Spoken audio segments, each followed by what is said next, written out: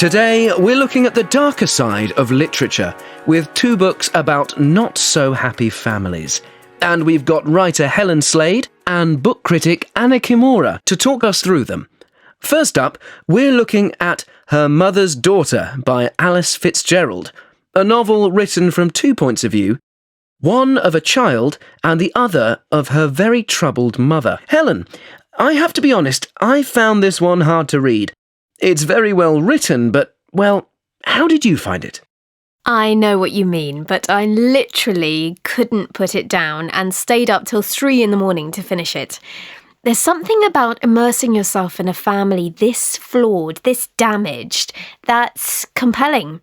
You'd never want to be in that family yourself, but that's what reading is about, isn't it? Wearing someone else's shoes for a while without ever having to live their reality. You surprise me. The families in your own books are a million miles away from this one.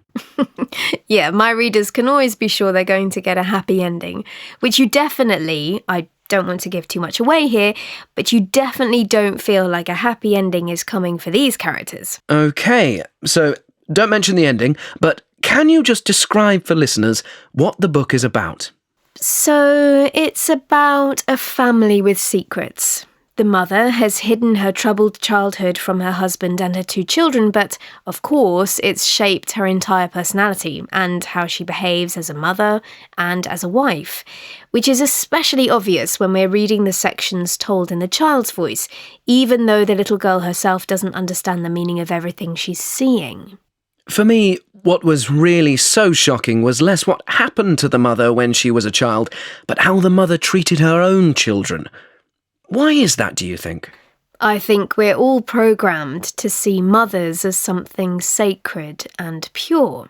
As a child, she was mistreated by her father, and in some ways, we're not that shocked by that, which is a sad thing in itself. And her own mother didn't help her. As a reader, we're less affected by that, I think, because that part of the story is revealed to us in the mother's voice, the adult voice. But the reason the way she treats her own child is so much more shocking is that the child is telling us about it, and we sympathise with her. It's very clever how the author plays on our natural instincts to protect a child. Though we do feel sorry for the mother too. Or, at least, I did. It's hard not to. She's trapped in her own unhappiness. And we're trapped right there with her as the reader. It made me wonder, Anna, why is it that miserable books like this one sell so well? Because all of us have families. I suppose the books play out things we all see in much smaller ways in our own family lives. The other hard-hitting book this week is We Need to Talk About Kevin by Lionel Shriver. Now, there's a family who have a problem. They definitely do. Very few people will ever have a killer as a teenage son like the narrator in the book, but we can all identify with the challenges and often terrifying reality of raising teenagers. So, can you give us the lowdown on Kevin then, Anna? This book is written from the point of view of the mother. In letters she's writing to her husband, Kevin's father. Again, we shouldn't say too much about the ending, but the way the author uses the letters is very clever. I have to admit, I really enjoyed this book. It's a difficult topic, but it was much easier to read than Her Mother's Daughter. As Helen said before, it's about the voice of the narrator. There's no child's voice, and in this story, the victims in many ways are the adults. Though, of course, Kevin's sister is a victim of her brother's evil.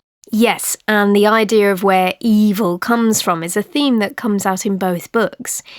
If you choose to call it evil, that is, I prefer to describe it as a complete lack of empathy. The mother in Her Mother's Daughter had a terrible childhood, but Kevin's from a happy home and good parents. Is he, though? The mother often admits she found motherhood hard. Aren't we supposed to think she might have caused Kevin to turn out the way he does? Just like in Her Mother's Daughter. Both books certainly look at how the mistakes of the parents affect children, and this is another reason we relate to these books. Parents are always worrying if they're doing a good job.